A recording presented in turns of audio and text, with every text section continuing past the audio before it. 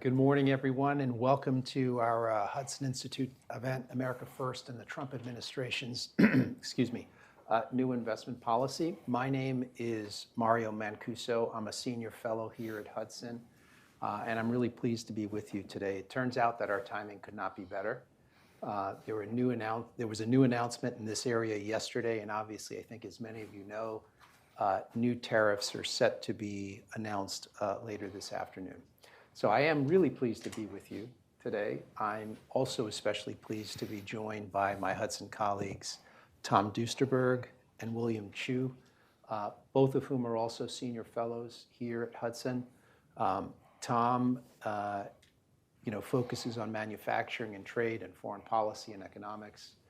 William is the deputy director of Hudson's Japan chair,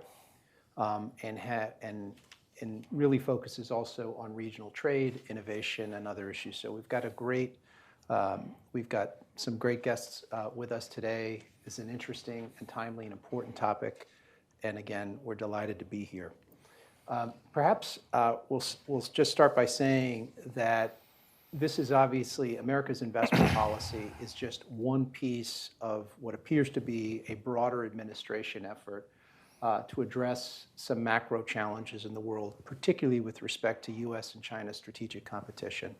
And the theory of the case seems to be that the U.S. needs to improve its economic and obviously strategic position. And one way to do that is to enhance U.S. manufacturing and to enhance U.S. competitiveness. The open question, of course, is whether these policies will do that. We'll talk a little bit about that today, but what I thought as we jump into the discussion, I would give some initial thoughts, and obviously William and Tom would do the same, and then we'd sort of have a conversation, leaving some time at the end for some questions in the group. So here's my sort of thumbnail sketch just to start things off here. The key question I think that many are asking, is this new investment policy actually new? Right? There's a lot that's familiar here. And I would venture to say, yes, there are aspects to this that are quite new. And the first thing I would point out is that the new policy explicitly equates economic security with national security. And anyone who's been following this, I think, in recent years will see this as, well, that's obvious. Well, that has been the case since certainly the latter part of the Trump administration, throughout the Biden administration, and we're seeing it again in this new administration. On the other hand, when it comes to the U.S.'s historic approach at regulating inbound investment, the assertion that economic security is national security is actually quite different. One can go back 50 or 60 years to CFIUS's authorizing statutes, where there's an affirmative effort to say actually that economics has nothing to do with CFIUS, that CFIUS should be exclusively focused on national security. And yet, for all intents and purposes, that in practice has shifted in recent years and is most recently made explicit by the new administration. The second thing that I think is quite new is the broad view of executive power as it relates to this investment policy and the use particularly of IEPA, a statute that is used in cases of national emergency to regulate and otherwise do policy in this space. That, I think, is new. Third point, the administration's leveraging or seeking to leverage the size and attractiveness of the U.S. market to dissuade other foreign investors from investing in China, particularly in emerging technologies in China. Fourth, the focus the administration is making on saying we welcome passive investment, including presumably from adversary countries, so long as it is truly passive. In 5, the signaling that the administration is willing to be quite aggressive at broadening restrictions on outbound investment, that is U.S. investment in China, particularly as it relates to certain capabilities. As you may know, right now, outbound restrictions are in place as of January of this year that relate to certain sectors, parts of certain sectors, AI, semiconductors, and quantum. But the new administration has signaled it's willing to go beyond that, to touch sectors like biotech and advanced manufacturing, and hypersonics. So I think in a lot of meaningful ways, there is something new here. This is an important policy, an important development. We can talk about it a little bit more. But with that as a setup, maybe I'd like to turn it over to Tom to give your initial thoughts. Okay, thanks, Mario. I'm going to focus a little bit on China. The executive order that was issued has a pretty clear focus on China to the extent that I noted Section 2B reads, in part, restrictions on foreign investors' access to the United States assets, that is, third parties, will ease in proportion to their verifiable distance and independence from the predatory investment and technology acquisition practices of the PRC and other foreign adversaries or threat actors. I've been looking recently at another amazing episode in Chinese economic history, which is the revival of their stock market. There have been the previous peak in the Chinese stock market was before COVID, and it had a little bit of a upswing in 2015.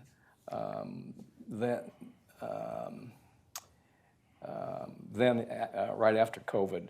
But recently, and partly in response to the announcement by DeepSeek, their AI competitor, there's been this amazing turnaround in the Chinese stock market. And that has had an impact on the US market, which is perhaps a little overextended.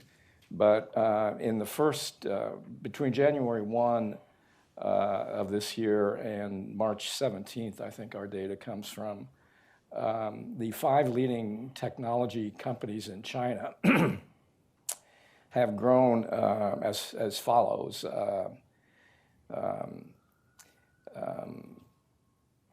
Tencent up almost 30%, Alibaba up 70%, Xiaomi up 66%, BYD up 52%, and Meituan up 16%. Whereas the top 5 US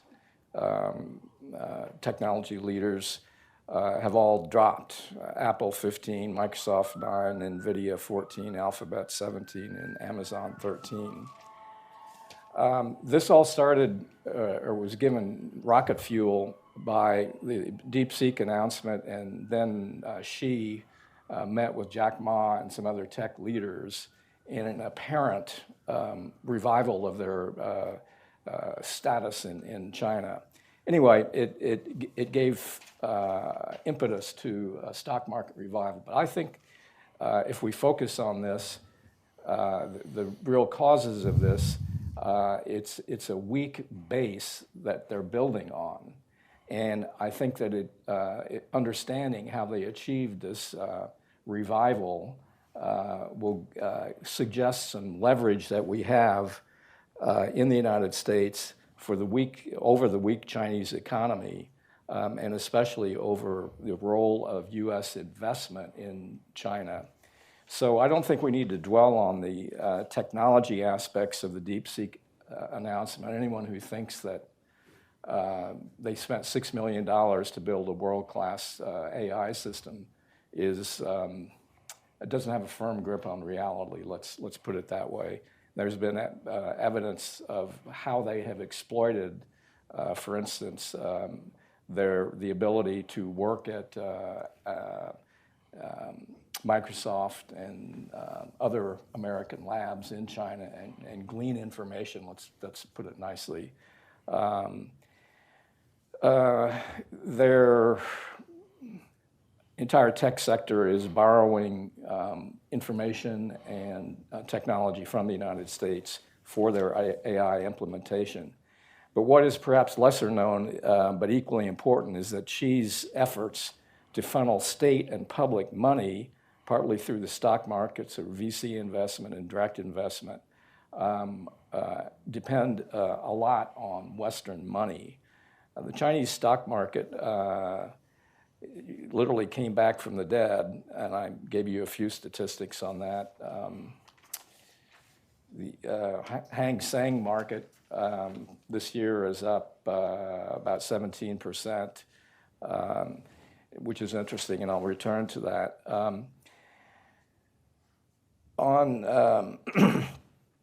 Xi has deployed some regulatory power within China to stimulate the stock market and to pump up the returns. He has authorized the banks to issue loans to stockbrokers and institutional buyers collateralized by those stocks themselves. He has funneled money from the trade surplus in China directly into the state banks to pump up the money supply and enable more loans going into the economy, especially the high-tech economy. More recently, the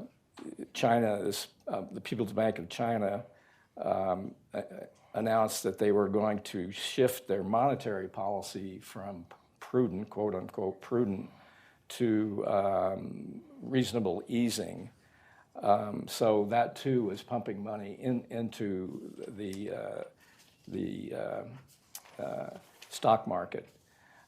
He's also funneled 1/3 of Chinese foreign reserves into managers in Hong Kong, which is the epicenter of the rise in the stock market, especially the technology stock market in China.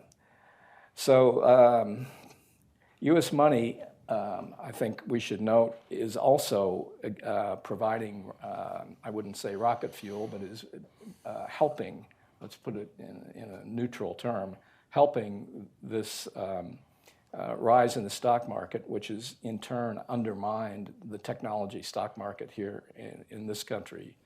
U.S. money is going directly into China's shares through listing in New York and Hong Kong.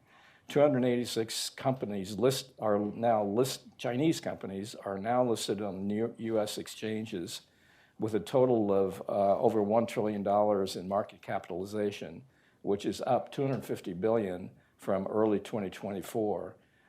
Since January 24, 48 new Chinese IPOs were listed in the United States. This has helped U.S. Institutions own 36% of TD.com, 28% of Baidu, and I think about 20% of Alibaba. So the investing in America first policies, I think, has the ability to limit the amount of money going into the stock exchanges, which are helping out the technology sector in China. There are ample reasons, I think, to do this.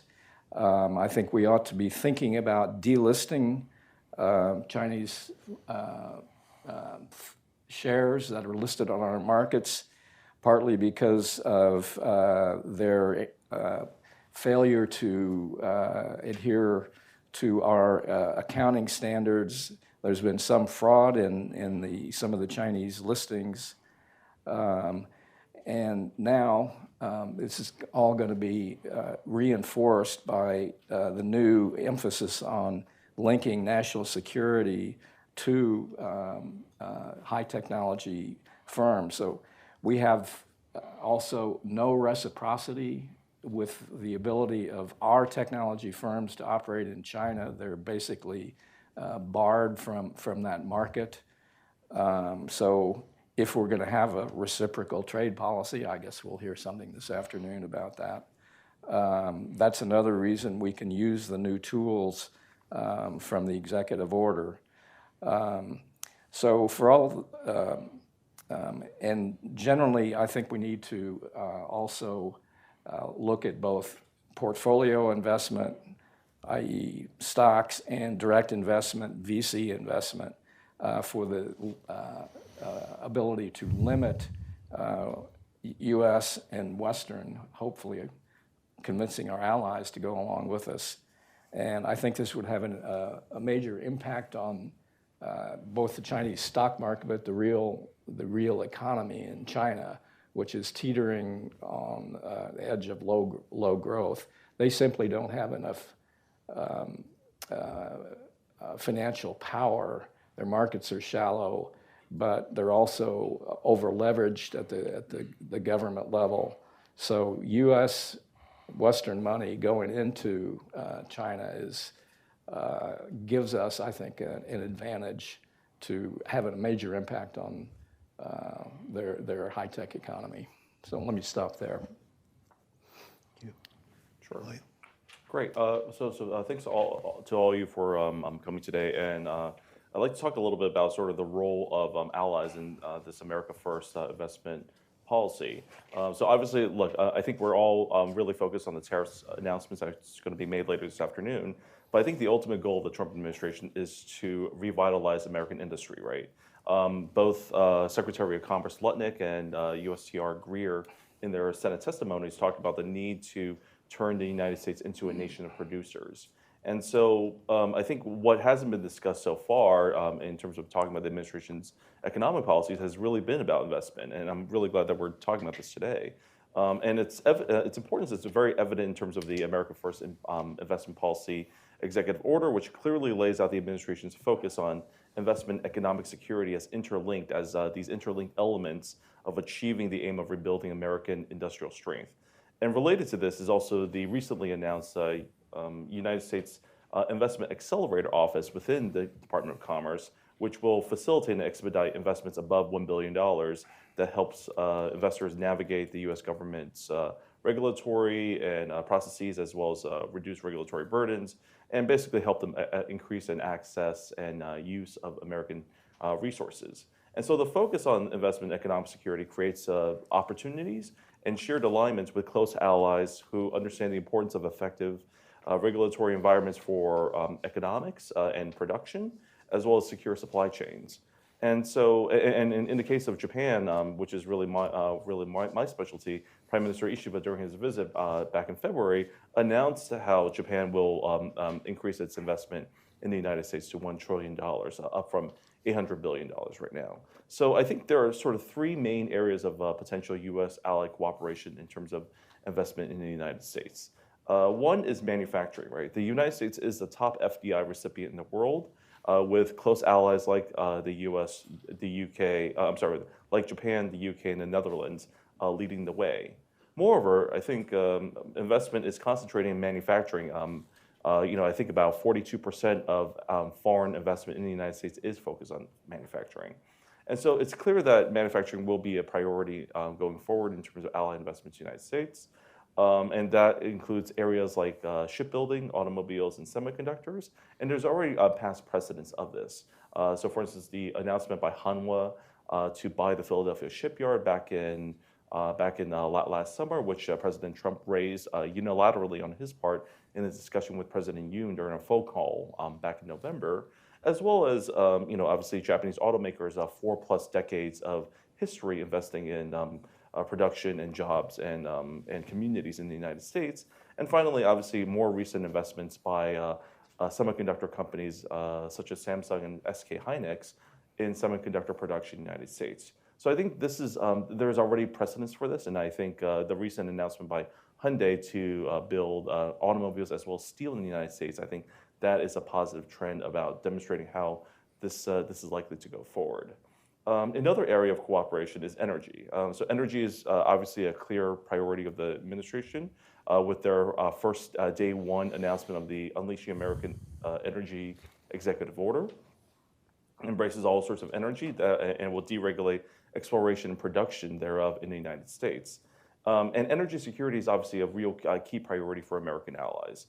Geopolitical instability in recent years has demonstrated that energy security has to be factored into the negotiation of energy contracts abroad.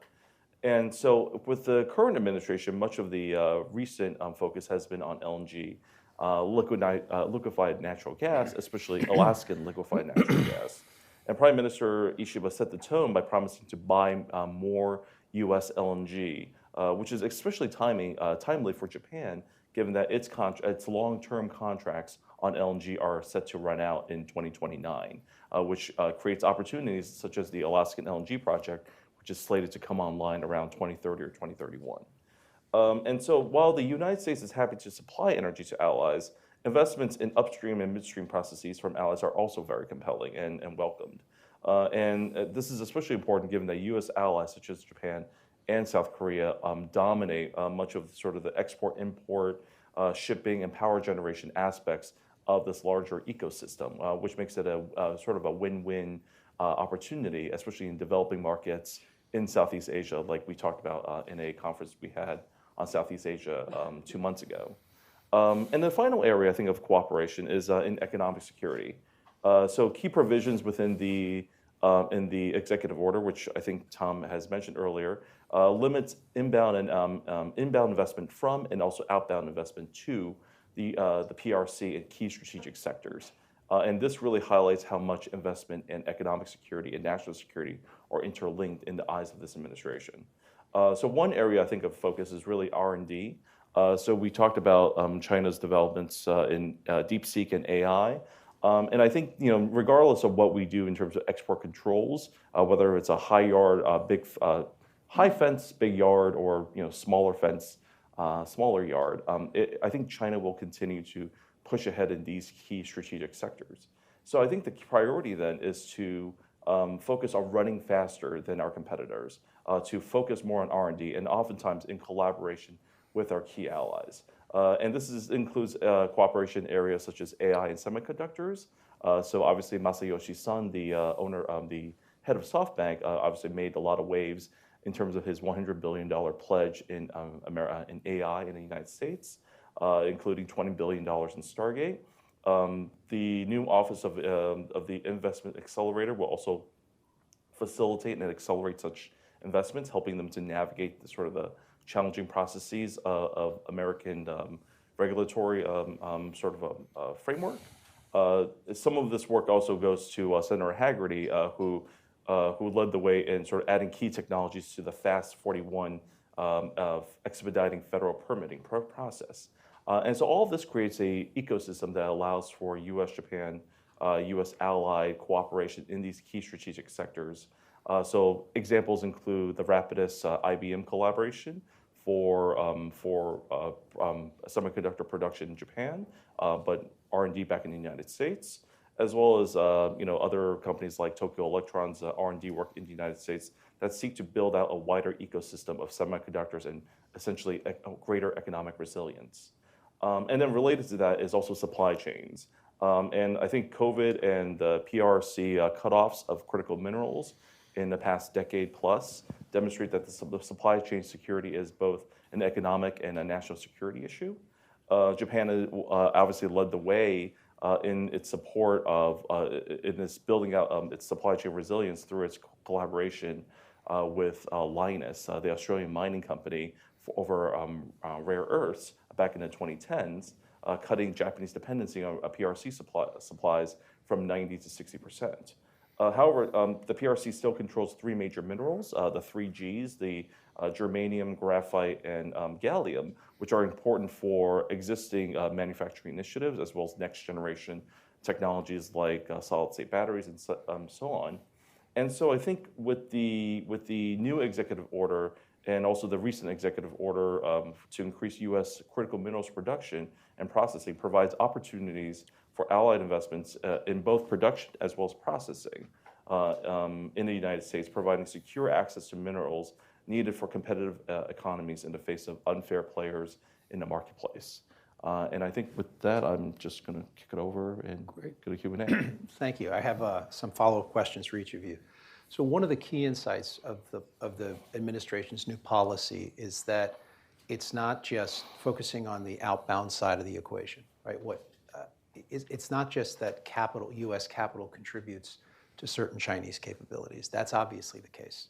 But that U.S. managerial expertise, subject matter expertise, the credibility of certain U.S. investors, the network reach that U.S. investors have.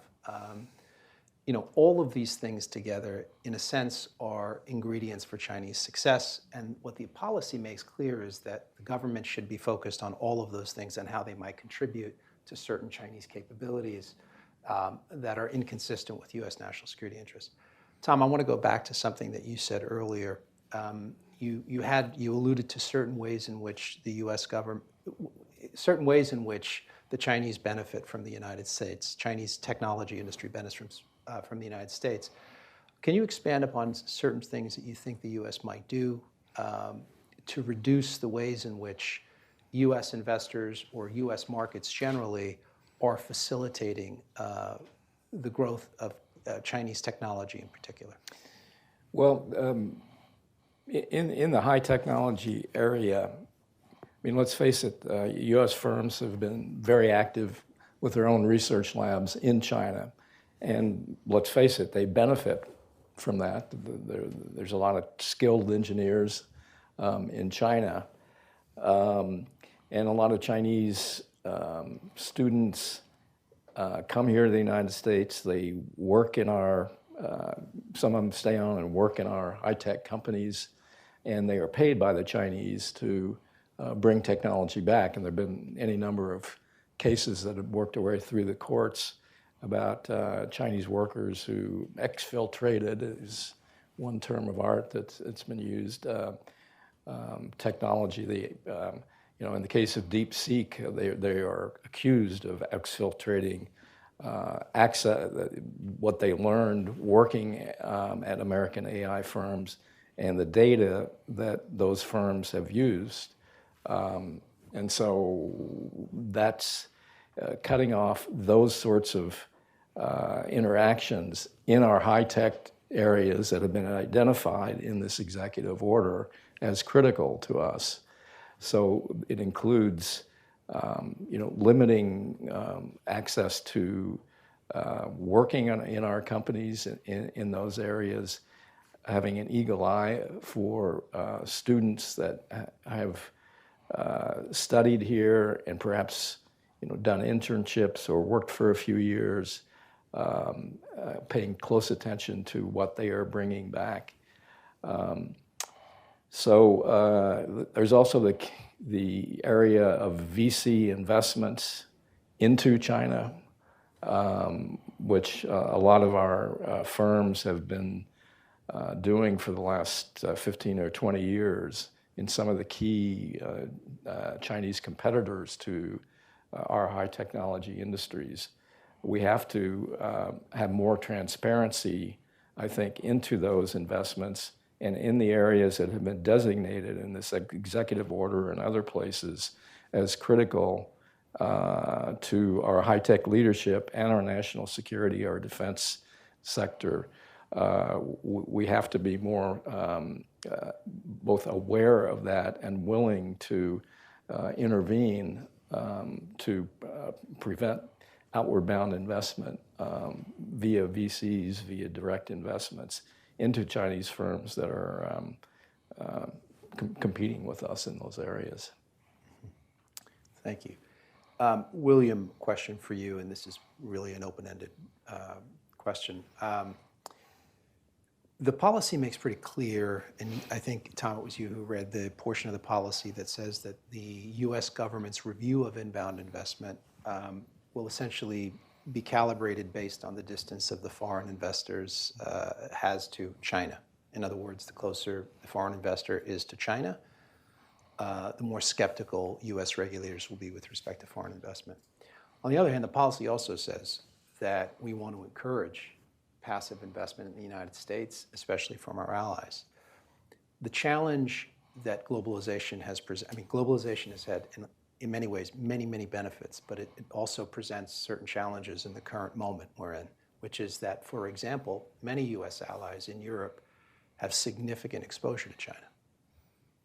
And so to assert the principle that we want to both increase foreign investment from allied countries and be more skeptical of Chinese investment, that's hard to square sometimes when some of our closest allies have very significant exposure to China. Any thoughts on that? Generally, and again, William, this is for all of us to consider, but that strikes me as a hard to, I agree with the goal. I think it's going to be very hard to operationalize in many cases when you have, for example, pick a European, company, leading technology company that is benign in every respect, domiciled in a close U.S. partner, but may have more than 50% of its revenues that they derive from China. How should we think about a foreign investor like that? Yeah, I mean, I think that creates unique challenges and, frankly, a series of hard choices for companies from allied countries. I guess what I would say is, I think the question is really, do you want to be in the China business long term? Is this the sort of the market environment in which you want to operate in? I do think that, especially with I think less strategically valuable sectors. I mean, some exposure is inevitable, right? We have McDonald's, we have Pepsi, in China, right? I think that's rather inevitable.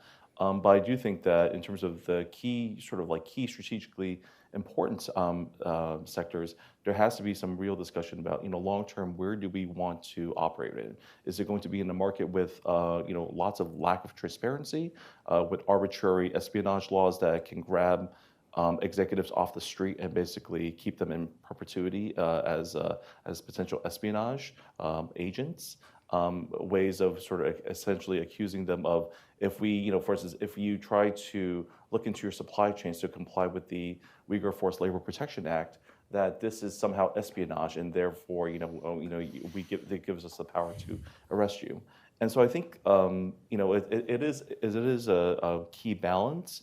I think long term, the United States' large size, it's a compelling sort of market and potential growth and sort of clear regulatory system, and hopefully with these new EOs that sort of facilitate new entrants into the market from allied countries, I hope that creates new opportunities. And to be perfectly honest, I think the argument has also been made that economic security, right, the need to secure our supply chains creates new economic opportunities as well, right? So as you theoretically possibly consider moving some of your supply chains from China to the United States or back home, this also creates a knock-on effect of invigorating your own economies as well. And so I think that should be that's a hard decision to make for a lot of these companies.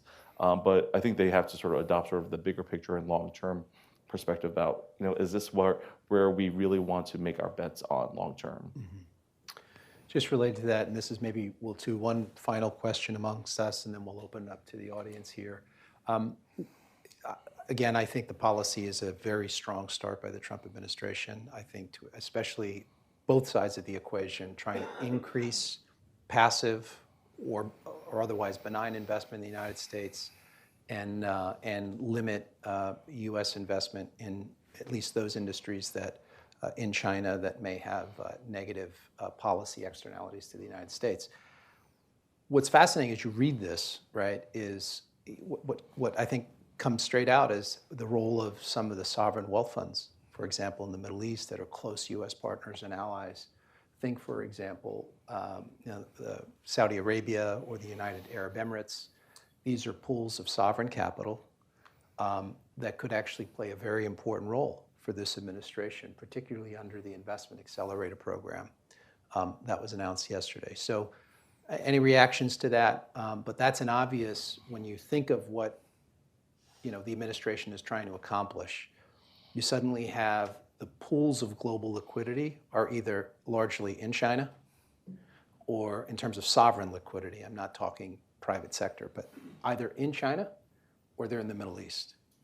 And so it strikes me this is a very unique opportunity for the administration to both encourage foreign investment from let's call it Middle Eastern sovereigns in ways that are consistent with U.S. national security, and to simultaneously dissuade them from investing into Chinese emerging technologies. Any thoughts on that? I don't have a good window into Middle East and how they invest. You have sovereign wealth funds in Europe I mean, notably Norway, right? The Dutch, and pension funds, yeah. Yeah, there are pension funds all over the place, including in the United States, and the executive order touches on, the investments of pensions fund, university endowments, and the like. Let me, if I may, backtrack a little bit and think about what investing in China really means. In terms of direct investment, say the manufacturing and the technology sector, we went through this period after Deng Xiaoping where, the promise of the Chinese market, both in terms of the consumer market, but collaboration with industry, we all thought that was going to end up in a good place. They would be more or less compliant with their obligations that they undertook when they joined the World Trade Organization. But I think what we discovered pretty quickly was that it's a mercantilist society. They have no intention of operating in the system that was set up after the Second World War, and which benefited them, but it also benefited the West. So their typical modus operandi is to encourage investment into China. They did it in, let's say, high-speed rail, in autos. They invited US, European, Japanese companies to come in. They acquired the technology. They lowered the price of production because they are able to do that. And so in industry after industry, we have the Chinese acquiring the technology either by observation or by other means, then becoming a competitor in the global market and lowering the price, driving out the competition. I mean, you can see that more recently in the green technologies, solar, wind, EVs now. And that's why one has to make a choice. In the auto sector, the Europeans made a big choice. I mean, we did too, of operating in China. I was running a trade association back in the 90s, in the first decade of the 21st century, and talked to a lot of auto guys who were investing in China. One of them came to me one day and said, I have this offer from a Chinese firm to build a bunch of important parts for a car that was being produced in China. And he said, it's exactly the same plans that I got from Volkswagen, who I'm building for. So there was that sort of thing that was going on. But the general point is that that's their modus operandi, and it's not going to change. So you have to make a choice of risking your crown jewels. I mean, I go back to the high-speed rail systems that the Europeans and the Japanese excelled at. So we don't want to do that in semiconductors or artificial intelligence or quantum computing. And that's a reason that we ourselves ought to be very wary of investing in China, and we ought to try to do what we can to bring our allies along. The elephant in the room here today is that we're going to impose tariffs on some of our best friends, and we've been asking them to make a choice to either be helpful to us on what we do with China or not. And it doesn't help that we put a cost on them for doing business with us. We ought to, as William specified a bunch of ways that we can work together. We ought to be doing that instead of simply relying on tariffs to try to rebuild our industrial infrastructure in the United States.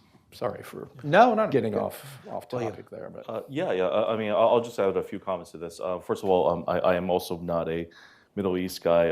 I kind of made that decision about 20 years ago when I decided to focus on Japan instead of the Middle East in grad school.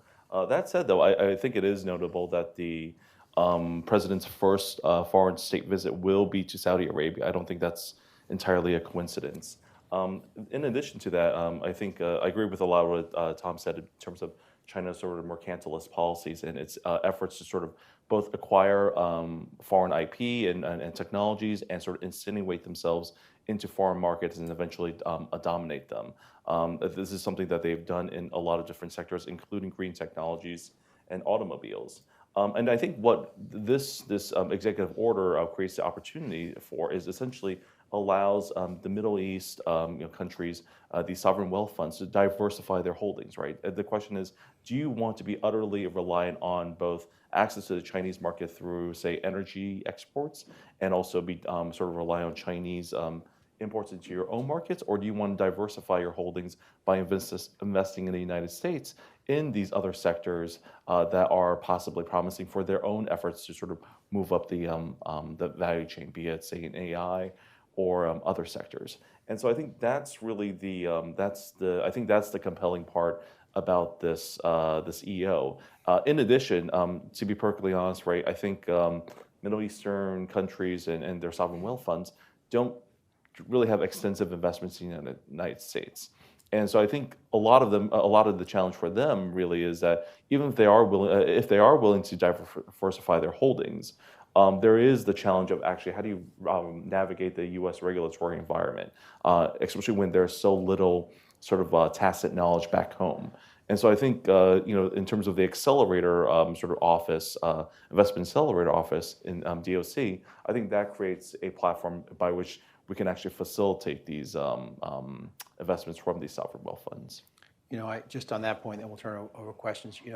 The Middle Eastern sovereigns are in the United States in pretty passive ways today, and I think what the accelerator proposes to do is to enable, large investors, because the accelerator is aimed itself at $1 billion plus investments. I mean, that's not an everyday sort of investment, right? To be more active in the United States. So I think we will see more sovereign investment from the Middle East. I think the investment accelerator will be central to that. Some of our closest friends, like the Emiratis and the Saudis, are closest security partners and among the closest security partners in the world. And they are, in effect, the swing states of global liquidity. So the US is competing for that capital with China in many ways. So with that, maybe we'll just take some questions from the audience. I know we've kind of meandered.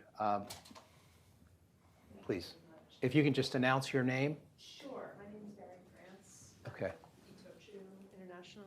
Thank you Yes. so much. And my question specifically is for William, if we can take the next step from an answer to the previous question you gave about sort of squaring that challenge between allies to the U.S. that have a significant footprint in China looking to, increase investment here, and we can maybe specifically use the case of Japanese companies. To answer the hypothetical questions you put out, like, is this really the market you want to be in China, and so on and so forth. If a Japanese company, for example, were to say, yes, this is still the market, I want to be in, the profits are still coming. If you look into your crystal ball, how would you anticipate this administration, responding to something like that, where it does not succeed in sort of swaying allied nation companies out of China? And I'm not talking about like mitigation agreements for like a CFIUS, case or something, but more like, would you see penalties, sanctions, something down the line coming if, again, the administration doesn't successfully persuade? And I'm talking more, again, Japanese over European companies, because I think they're in two different categories right now in terms of the administration's view.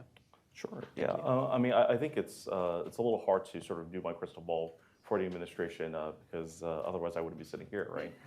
But that said, I do think that I think it's really more that, I mean, you'll probably see it in the CFIUS process where, it might be a more rigorous sort of investigation process to see the extent of one's obligations to overseas, markets that are problematic. I think, again, I think there's a key difference between sort of key strategic sectors as well as more sort of retail type sort of obligations. And so I think that would be sort of the key measurement. And I think, ultimately, I think this administration has demonstrated that it is extremely pro foreign investment, domestic investment, as well as foreign investment. And I think it's one of those things where, the more that we can welcome investments from our allies, the more we can build these stronger bonds.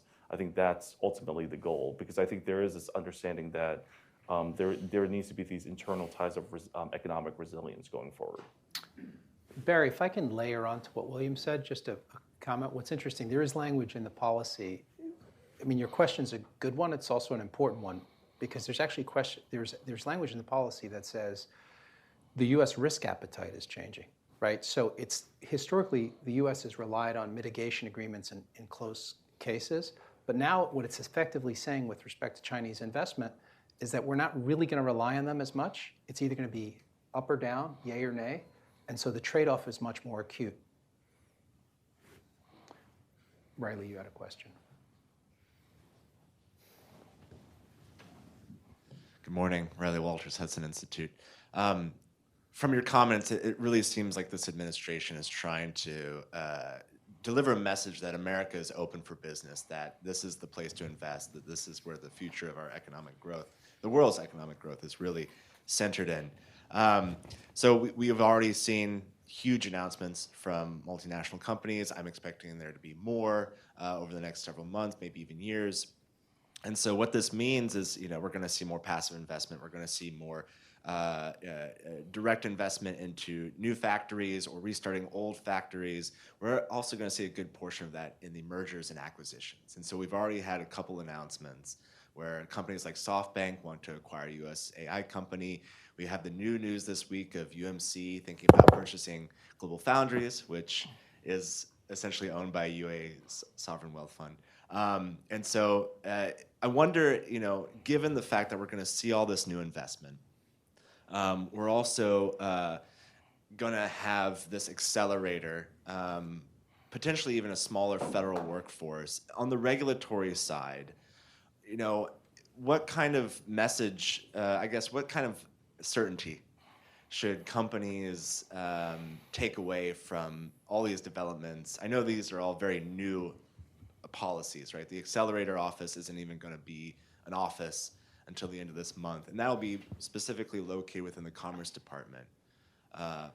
What sort of authority, what kind of leadership will that have over the entire CFIUS body, which is multi-agency?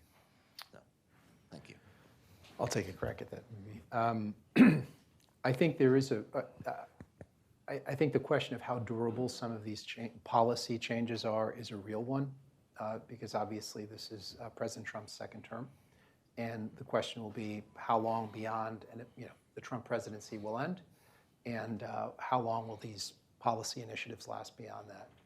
I think there's a related point, which is right now, the investment accelerator was announced yesterday, right? It is literally a 2-page document. The investment policy was announced on February 21st.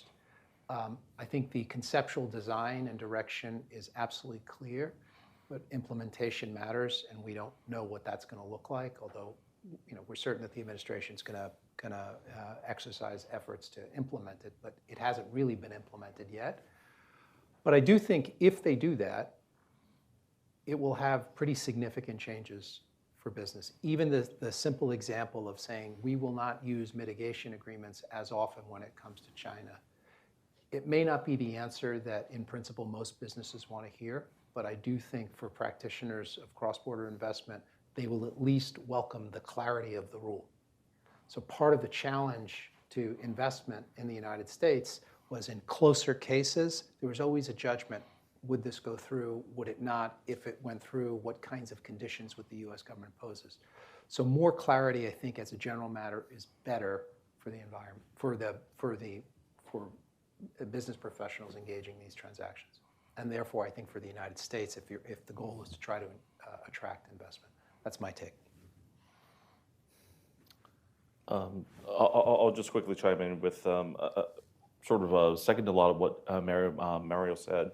I think a lot of it is just, frankly, the administration needs time to sort of shake a lot of these things out. Certainly, the EOs were announced very recently. Frankly, other than the first 2 or 3 levels at Congress, that still hasn't been filled out yet. So I think a lot of this will sort of gain greater clarity as sort of the personnel get into place at these in these executive agencies and departments. That said, I do think that there are some larger trajectories in terms of prioritizing American investment long term and sort of trying to partner up with allies and gain foreign investment for these initiatives. And I really don't see that going away regardless of future administrations. Oh, we'll go here. Hi, thank you. Kazuo Waki from the George Washington University Graduate School. I have a specific question, maybe directed to Wilson, regarding outbound investment. So kind of my impression is that there's less discussions about the collaborating outbound investment restrictions between US and some allies, particularly like Japan. There is more discussions ongoing about export control, and compared to that, I recognize less discussions. So given that, I want to ask, do you recognize any gap of the perceptions about the necessity of the outbound investment restrictions from these countries like Japan and the United States?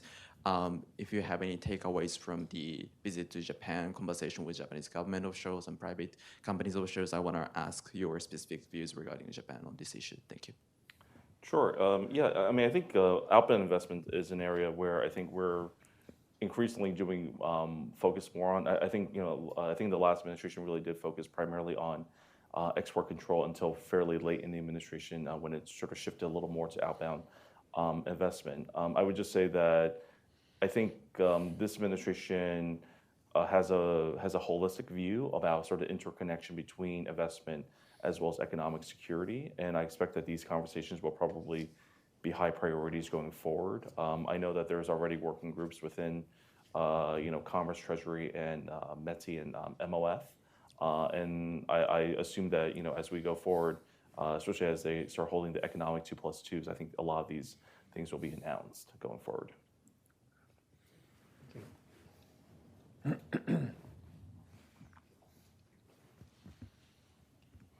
Hi, my name's Ann Vroom. I think you sort of may have addressed my question a little bit.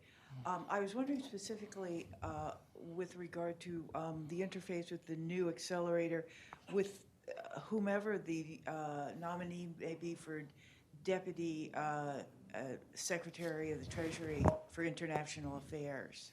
How do you, see that working? I don't even know who that nominee is actually right now, and how important might that role be? Thank you. Right now, the announcement from the White House yesterday about the accelerator said that the accelerator would be lodged within the Commerce Department. It's hard to, so I assume that will be a role that will largely play itself out inside the Commerce Department, although, I'm sure there'll be some interagency interaction, but it's absolutely unclear. Those are some of the key details that we don't know yet. And we wouldn't know. The policy just announces the general direction, of course. So, thank you. Any other questions? Well, with that, I think we're done. I want to thank you all for coming. I want to thank Tom and William for joining me today. It was terrific to spend some time with you. Thank you.